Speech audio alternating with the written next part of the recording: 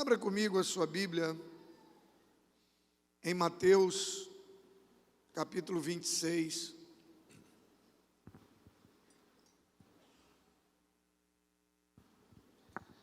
Mateus, capítulo 26, a partir do versículo 6. Quem está aqui hoje conosco a convite de alguém? Levanta a mão. Quem veio como convidado? Glória a Deus, glória a Deus. Mais alguém? Glória a Deus. Que bênção, seja bem-vindo. É um privilégio receber você. Evaneide não conta. Evaneide é de casa, não é convidada. Está levantando a mão de enxerida. Você é de casa. Sejam bem-vindos. Privilégio, saiba que nós oramos pela sua vida. Nós estamos num propósito de 21 dias de jejum e oração, pela vida de pessoas que vão estar no próximo encontro, pela nossa expansão. E tivemos orando também por esse culto do amigo, pelas pessoas que estariam aqui conosco. Mateus capítulo 6, capítulo 26, a partir do versículo 6, diz assim o texto: Quando Jesus estava em Betânia, na casa de Simão, o leproso, aproximou-se dele uma mulher com um frasco de alabastro que continha um perfume muito caro. Ela o derramou sobre a cabeça de Jesus quando ele se encontrava reclinado à mesa. Ao verem isso, os discípulos se indignaram e perguntaram: por que esse desperdício? Esse perfume poderia ser vendido por alto preço e o dinheiro ser dado aos pobres. Percebendo isso, Jesus lhe disse: por que vocês estão perturbando essa mulher? Ela praticou uma boa ação para comigo, pois os pobres vocês sempre terão com vocês, mas a mim nem sempre vocês terão. Quando derramou esse perfume sobre o meu corpo, ela o fez a fim de me preparar para o sepultamento. Em verdade lhes digo que onde quer que este evangelho for anunciado, em todo o mundo, também o que ela fez será contado em sua memória. Amém, queridos? Eu quero falar com você hoje sobre entrando para a história. O texto nos fala acerca de uma atitude extremamente interessante, ousada e corajosa de uma mulher. Primeiro, por ser uma mulher que naquela época era um ambiente que podava, tolia praticamente toda a liberdade que a mulher tinha. Ela não podia estar em qualquer ambiente, ela não podia ter determinadas iniciativas. E é interessante o que aquela mulher foi capaz de fazer por Jesus, mesmo já no final da sua caminhada aqui na terra. Jesus estava para ser morto e crucificado, e ela sabia disso. A prova é que quando os discípulos questionam a atitude daquela mulher, Jesus diz: ela fez isso para ungir o meu corpo para a sepultura. Ela fez mesmo sabendo que ela já não poderia contar por muito tempo com Jesus ali presente. E que objetivo podia estar no coração dessa mulher ao derramar esse perfume, que a Bíblia deixa claro que era um perfume muito caro. Queridos, nenhuma informação é mantida na Bíblia por acaso. Nenhuma informação ela é mantida na Bíblia apenas por uma informação, não. Toda informação, todo o conteúdo da Bíblia tem o propósito de nos ensinar alguma coisa. E o texto diz que era um perfume muito caro, outras traduções dizem caríssimo. E foi isso que ela derramou sobre a cabeça de Jesus, que desce sobre todo o corpo, chega aos pés, e depois ela enxuga os pés de Jesus com os seus cabelos. Quando a mulher desse texto derrama esse perfume em Jesus, o texto diz que Jesus estava na casa de Simão, o leproso. E essa característica que é dada a Simão, que é registrada sobre Simão de ser um leproso, também não está aqui por acaso. Porque isso revela que Jesus ele não está preocupado com aquilo que nós somos. Jesus ele está preocupado com aquilo que nós vamos ser a partir do momento que nós iniciamos um relacionamento com Ele. O leproso, ele usava uma capa para que de longe as pessoas o distinguissem e se afastassem deles. Eles viviam à margem da sociedade, eles viviam fora da cidade, porque as pessoas não podiam se aproximar deles. E Jesus não só está na casa de um leproso, mas sentado à mesa com um leproso. E isso nos fala muito acerca de quem Jesus é. O religioso, ele criticou Jesus quando Jesus sentou para comer com os pecadores. Os religiosos afastam aqueles que mais precisam de Jesus, quando na verdade o verdadeiro cristão, ele aproxima ainda mais de Jesus aqueles que precisam. Jesus ele não olha em quais condições nós nos encontramos. O objetivo dele é nos abençoar, é fazer o melhor para nós, é nos livrar do mal. E da mesma forma que Jesus demonstra esse amor incondicional por Simão, o leproso, aquela mulher que toma essa atitude, ela tinha tido uma experiência com Jesus, ela tinha sido liberta. E da mesma maneira que Jesus revela o seu amor por nós, pelo ser humano, entrando na casa de um leproso que ninguém se aproximava, sentando à mesa com um leproso que ninguém se aproximava, da mesma maneira essa mulher, ela revela a gratidão e o amor que ela tinha por Jesus, a paixão que ela tinha por Jesus, derramando esse perfume caríssimo sobre a sua cabeça, sem se importar com o valor. E os estudos dizem que o valor do alabastro, que era um vaso, uma embalagem que continha esse nardo puro, ele tinha um valor que era similar a 1 ano de trabalho de uma pessoa naquela época. É como se você pegasse o seu salário de durante 1 ano, comprasse algo, comprasse um perfume e derramasse ele sobre a cabeça de Jesus. E aquela mulher, ela revela o seu amor, a sua paixão por ele através dessa atitude.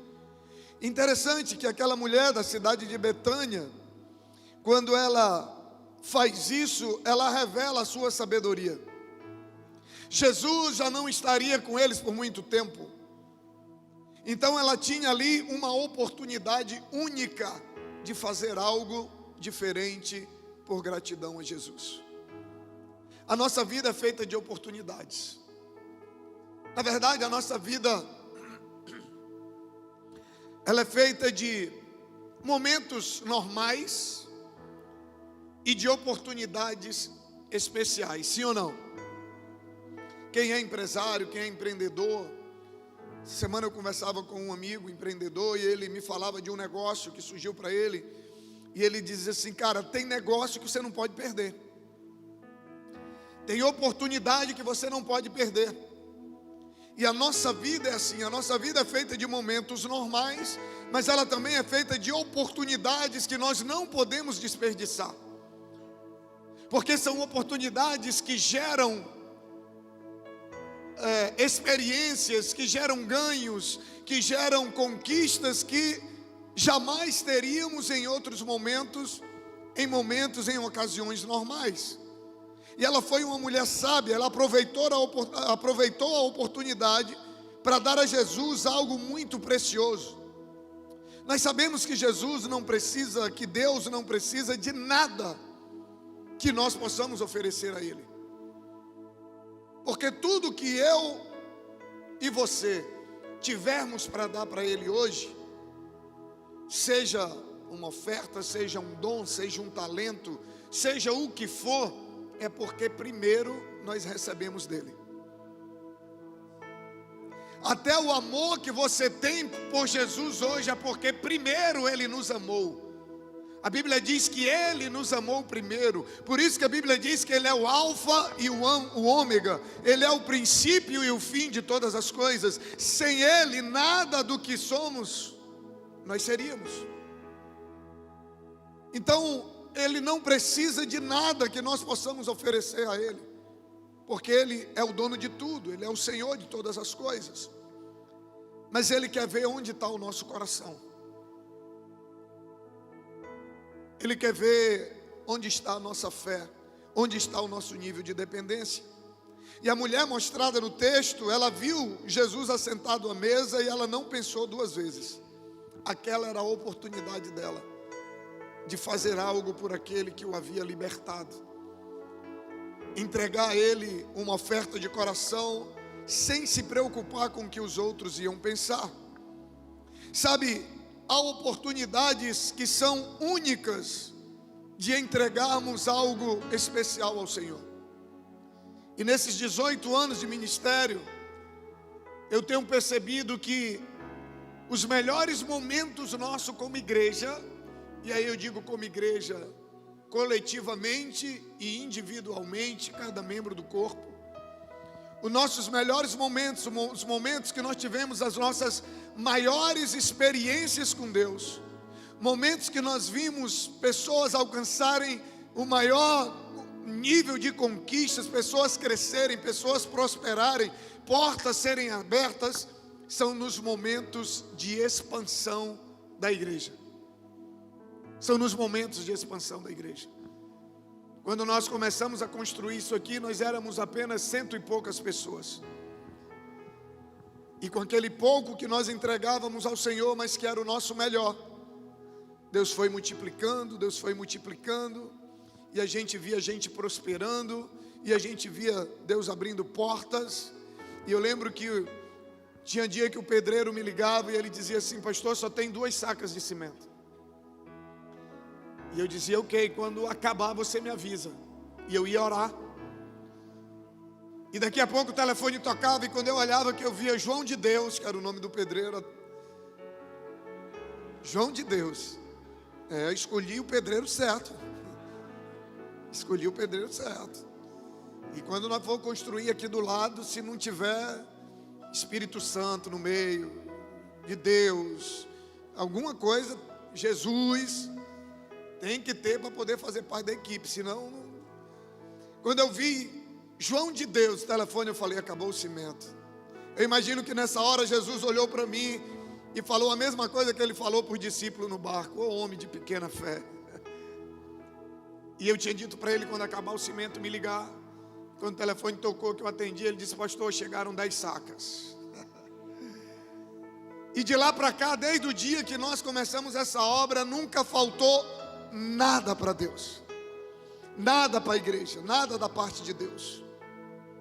Momento que nós mais crescemos, que nós mais tivemos experiências extraordinárias com Deus, é um momento de expansão do reino de Deus. Sabe, eu nunca perdi uma oportunidade. Eu nunca perdi, eu não sou de perder oportunidade. Eu tenho algo comigo que eu digo o seguinte: pessoas medíocres, elas perdem oportunidades. Pessoas normais, elas aproveitam oportunidades. E pessoas extraordinárias, elas criam oportunidades. Tem gente que fica: porque ninguém me dá oportunidade. Então cria oportunidade, amigo. Se ninguém te dá, cria. Essa mulher, ela criou uma oportunidade para entrar na história. Ninguém mandou ela fazer nada, ninguém chamou ela, ela criou uma oportunidade e entrou na história. Jesus disse: onde for pregado o evangelho, o nome dessa mulher será lembrado, a história dela será lembrada. E a prova é que nós estamos aqui hoje, mais de 2000 anos depois, falando acerca da história dessa mulher. Jesus não chamou ela e pediu para ela fazer, os discípulos não chamaram ela e pediram ela para fazer, pelo contrário, eles criticaram a atitude dela.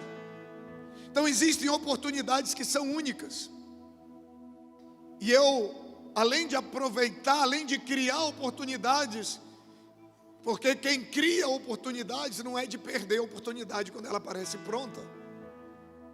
E durante todos os momentos de expansão da igreja, eu nunca perdi a oportunidade. Primeira vez que nós temos uma área de terra, não sei se você sabe, aqui no ramal do Rodo, também conhecido como ramal da Jocum.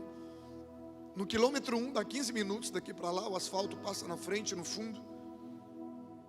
E eu fiquei sabendo, eu tive uma informação de que aquele ramal ia ser asfaltado. Só que era lama, para entrar lá só sapo traçado, senão não entrava. E eu soube que iam asfaltar. E eu passei lá um dia e eu ia sempre na Jocum e eu vi que estavam vendendo. E eu falei, isso aqui é uma oportunidade, nós vamos comprar. E nós começamos como igreja a reunir, fazer rabada, cabeçada, joelhada, panelada, feijoada, tudo que você imaginar. E nós compramos aquela área de terra. 6 meses depois, foi asfaltado. E ela está lá hoje, quitada, para a gente construir um projeto lá chamado Cidade da Vida. Será o próximo passo depois dessa expansão. Então foi uma oportunidade única.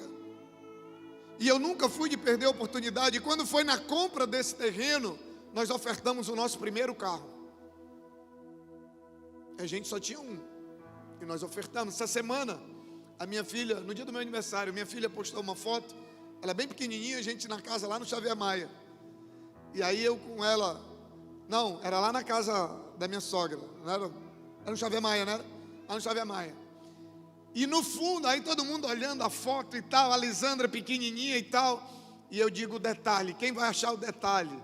Aí a Ana falou, o nosso Fiat Uno. Nosso Fiat Uno lá no fundo. Não sei se você lembra, ele tinha um volante, o antigão ele tinha um volante, parecia volante de Kombi. E ele tinha uma folga que para você ir aqui reto, para virar, você tinha que começar a rodar ele uns 2 minutos antes de chegar na curva, que era para quando chegar na curva ele começar a pegar. Tem gente se identificando aí, né? Já passou por isso. Que era para ele poder começar a fazer a curva. E eu lembrei daquilo ali, né? Aquele foi nosso primeiro carro. Só que quando nós ofertamos, já era um carro melhor. Primeiro foi um Logan, né? E aí quando foi para comprar esse terreno aqui, nós vimos uma outra oportunidade. E na compra desse terreno, nós já tínhamos um City. Olha só, do Logan para o City já prosperou. Subiu de nível, né? E Deus pediu e nós ofertamos. E quando foi agora para a compra desse terreno do lado, Deus falou comigo no culto aqui. E agora a gente tinha uma HRV Touring. Subiu de nível. E Deus pediu, Deus falou comigo. E eu fui para casa e quando nós chegamos em casa, Deus disse, a Ana falou, Deus falou comigo para a gente ofertar o carro. E nós ofertamos. E ninguém subiu de nível à toa, porque você nunca vai ganhar de Deus no dar. Deus não fica devendo nada para ninguém, jamais. Então são oportunidades únicas. Aquela mulher, ela viu uma oportunidade. E eu não estou dizendo que você tem que fazer isso, porque isso é algo que você tem que fazer se partir de você. Hoje pela manhã, uma jovem teve uma experiência com Deus aqui. E ela ofertou a moto dela. Ela mandou uma mensagem para mim. Eu falei, olha, ore, converse com seus pais. Ela falou, pastor, eu já orei. Eu falei com os meus pais. E a moto está ofertada. E eu sei o que Deus vai fazer na vida dela. Eu sei que ela não vai perder. Eu sei que ela não está dando para ter algo em troca, não. Ela está dando por causa de uma experiência que ela teve com Deus. Mas eu sei que ela vai ter. Por quê? Porque a Bíblia diz que o generoso prospera. E o generoso não é sobre o que a gente faz, é sobre quem a gente é. Quando você é generoso, você não faz pensando em troca, não. Você faz porque você é. É algo que faz parte de você. Você não faz por interesse, você faz por amor. Você faz porque faz parte da sua natureza. E quando você faz dessa maneira, a Bíblia diz que o resultado disso é prosperar. Então aquela mulher, ela viu uma oportunidade. A Bíblia diz: agrada-te do Senhor e Ele satisfará o desejo do teu coração. E aquela atitude, o texto diz que agradou ao Senhor. E os discípulos não compreenderam aquele momento.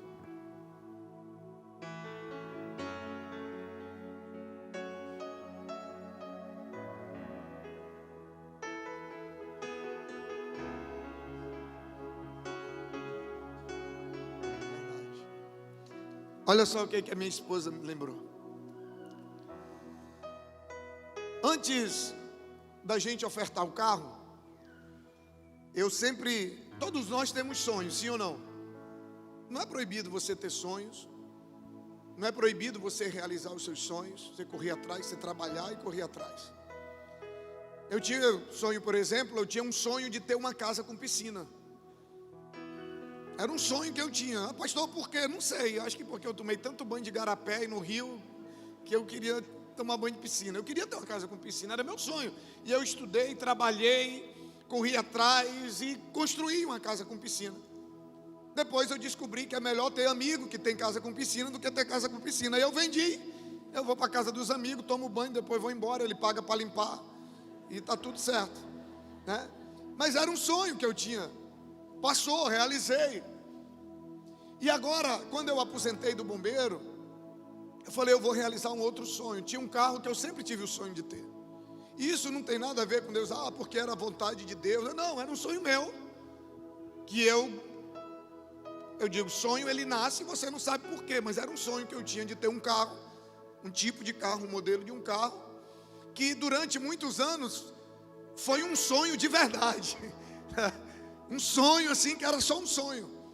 Mas agora na minha aposentadoria, com algumas verbas rescisórias que você recebe quando aposenta e tal, tive o privilégio e a graça de Deus de aposentar no último posto e tal. Então eu falei, eu vou realizar meu sonho, eu vou comprar esse carro. Meu carro estava quitado, o HRV.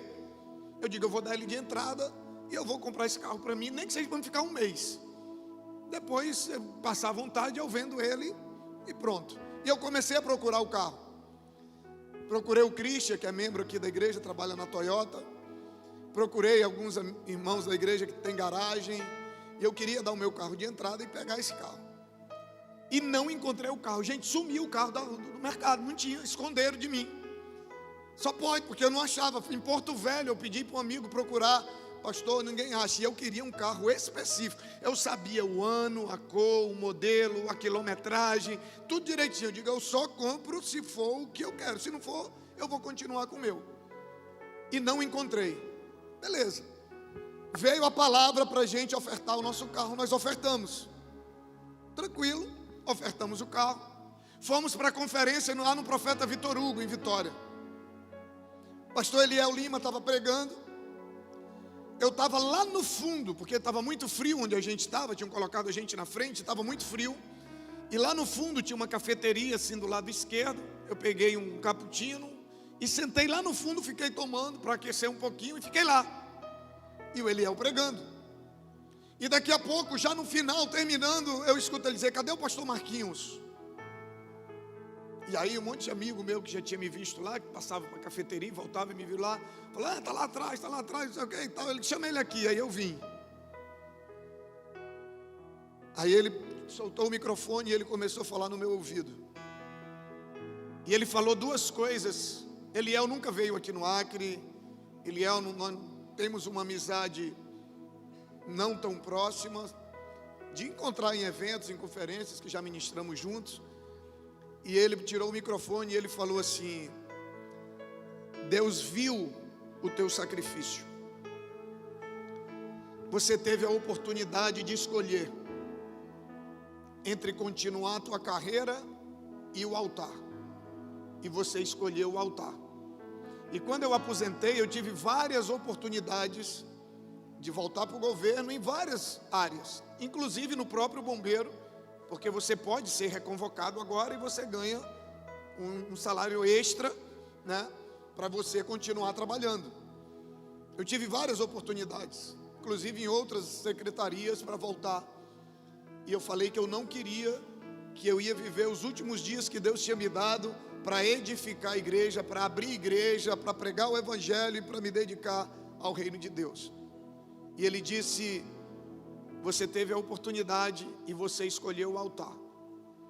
Ele disse: e o segundo sacrifício, Deus viu o que essa semana você entregou, e Deus vai te honrar. Deus mandou eu te dizer que Deus vai te honrar. E ele não sabia que a gente tinha ofertado o nosso carro. E quando eu saí de lá, a gente foi para o hotel e eu compartilhei com a Ana, né? E eu nem lembrava disso. Hoje de manhã eu compartilhei e nem lembrei desse detalhe. E tudo bem, viemos embora, tudo certo. O meu irmão, enquanto a gente está em Vitória, o meu irmão que mora em Cruzeiro do Sul, que é médico, veio em Rio Branco receber uma dívida de um terreno, de um negócio que ele fez. E chegou aqui, o cara pagou ele com um carro no negócio. Já tem gente rindo ali, já pegou. Aí meu irmão me liga, falou: cara, eu peguei um carro num negócio, estou deixando aqui em Rio Branco, vê se tu me ajuda a vender, que eu sei que tu tem contato e tal. Eu falei: tá bom, chega aí eu vejo. Só que eu cheguei, já fui me envolvendo nas coisas, ele também não me ligou mais e ficou por isso mesmo. Uns 10 dias depois que eu tinha chegado, ele me liga, ele diz: olha, cara, me ajuda a vender o carro está aí na garagem, tal. Eu falei: que carro é? Ele falou: é um SW4. Aí eu falei: que cor é? Ele disse: branca. Eu falei: que ano é? Ele disse: 2020. Eu falei: quantos mil rodados? Ele falou: 39. Aí eu falei: modelo? Ele disse: Diamond. Exatamente o carro que eu tinha passado 3 meses procurando e eu não tinha achado. Só que agora não tinha mais meu carro para dar de oferta. Eu digo: isso é de Deus ou é do diabo? Do homem não é, porque para ser exatamente igual, ou é o diabo dizendo assim: tá vendo? Não era para tu ter dado teu carro. Se tu tivesse dado teu carro, agora tu ia ter como comprar e tal. Ou é Deus dizendo assim: você deu o seu, agora deixa comigo que eu vou resolver. E eu digo: eu vou orar. Aí eu falei: cara, qual que é o valor? Aí eu fui e contei a história para ele. Falei: cara, você não acredita que nos últimos 3 meses eu procurei esse carro como se procura uma agulha no palheiro e não achei. Ele falou: não acredito. Eu falei: foi. Ele falou: então faz o seguinte, vai lá, pega o carro, fica com ele aí, roda nele, aí depois tu decide, se tu quiser tu me liga. Eu falei: não, meu amigo, querer eu quero. Tu acha que eu não preciso orar para saber se eu quero? Eu quero saber como é que é o negócio, né? E antes de tu dar o preço, eu quero te lembrar que nós somos irmãos por parte de pai e mãe, né? Quero te lembrar que eu sou mais velho, né? Então não esquece disso não. E ele falou, ele disse: eu vou baixar 30 mil no valor do carro, e tu vê aí como é que tu pode me pagar, e tu me paga como tu puder. E é um sonho que meu, é uma necessidade, pastor? Não, eu não tenho necessidade de ter esse carro. Eu tenho necessidade de ter um carro para, né, resolver os problemas, para me locomover. Só que a Bíblia diz, Deus diz: agrada-te do Senhor e Ele satisfará os desejos do teu coração. Deus, Ele não é um Deus apenas que supre necessidades, Ele é um Deus que realiza sonhos na vida daqueles que creem, na vida daqueles que confiam. E eu sei por que Deus me deu esse carro. Sabe por quê? Porque Ele sabe que no dia que Ele me pedir, eu não vou ter problema nenhum em dar. No dia que Ele me pedir, Ele sabe que eu não vou ter dificuldade de entregar a Ele. Eu estou com quase um mês com o carro, ainda não paguei nem um centavo. Tem alguns amigos, alguns irmãos aqui da igreja que estão me ajudando aí. A gente está, não no sentido de ofertar, mas da gente encontrar algumas linhas de crédito e tal, alguma coisa. Eu tenho um recurso para receber do governo. As coisas estão caminhando, eu não estou preocupado. Primeiro que eu creio hoje que veio da parte de Deus. E segundo que Ele disse que eu posso pagar como eu puder. Então, e o meu pai dizia para nós: um homem se pega pela palavra, né? A gente ouvia muito isso do meu pai. Mas por que eu estou dizendo isso para você? Porque são oportunidades que às vezes a gente tem que são únicas. E lembrando agora, quando a Ana me lembra da palavra que o Eliel liberou sobre nós, Eu não tinha lembrado disso. Ele disse: Deus viu quando você preferiu o altar do que continuar sua carreira. E Deus viu o que você entregou no altar na última semana. E Ele mandou eu te dizer que Ele vai te honrar. Aquela mulher, ela foi lembrada durante toda a história e é até hoje. Só que os discípulos não gostaram, acharam que aquilo era um desperdício. Ah, por que não vender esse perfume tão caro e dar para os pobres? E quem foi que falou isso? Judas. E a gente sabe que ele não queria dar aos pobres, né? Logo em seguida a gente vai ver o que Judas fazia com o dinheiro que chegava. Judas era o tesoureiro. Então ele imagina, ele diz: se isso é vendido e é colocado no caixa, eu vou me dar bem. Eles acharam que era um desperdício. Deixa eu falar uma coisa para você. Sempre que você decidir fazer algo diferente para Deus, vai ter alguém para criticar. Sempre, sempre. E aí você tem duas escolhas: ou você fazer aquilo que Deus colocou no teu coração, ou você dá ouvido às críticas e a quem não ouviu o que você ouviu da parte de Deus. Aquela mulher, mesmo sendo criticada pelos discípulos, não foi por quem não era cristão, foi pelos próprios discípulos. Mesmo assim ela manteve a sua atitude. Sabe, a gente não pode perder o momento propício de servir a Jesus e dar a Ele o melhor de nós. Não foi fácil para aquela mulher, mas o que me chama a atenção, para a gente caminhar para o final, é que quando os discípulos criticam aquela mulher, quem defende ela? O próprio Jesus. Quando você está diante de uma oportunidade única, você tem três opções: ou você faz o que aquela mulher fez e entrega o teu melhor, seja da tua adoração, seja da tua oferta, seja da tua vida, seja o que for. Ou você não entrega nada e fica calado, ou você não entrega nada e critica quem entrega. E a Bíblia diz que quem criticou foi repreendido pela mulher? Não, foi repreendido pelo próprio Jesus. Jesus diz: deixe ela em paz, porque ela fez algo por mim que nenhum de vocês fizeram. Ela fez algo por mim que vai fazer com que o nome dela fique marcado na história. Queridos, eu creio que nós estamos vivendo um momento de transição, um momento de expansão, e é uma oportunidade única de você deixar o seu nome na história. Eu creio que daqui 150 anos vai ter bisneto meu dizendo: o meu bisavô ofertou carro para que essa igreja se levantasse.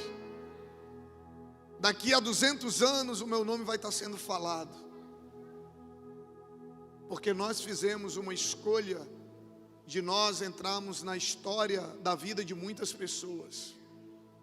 Porque a expansão desse lugar não é simplesmente sobre uma expansão física, é sobre a expansão do reino de Deus. Jesus, ele defende a mulher das críticas, porque é nessa altura que ele defende, que ele distingue o que estava no coração dos discípulos e o que estava no coração daquela mulher.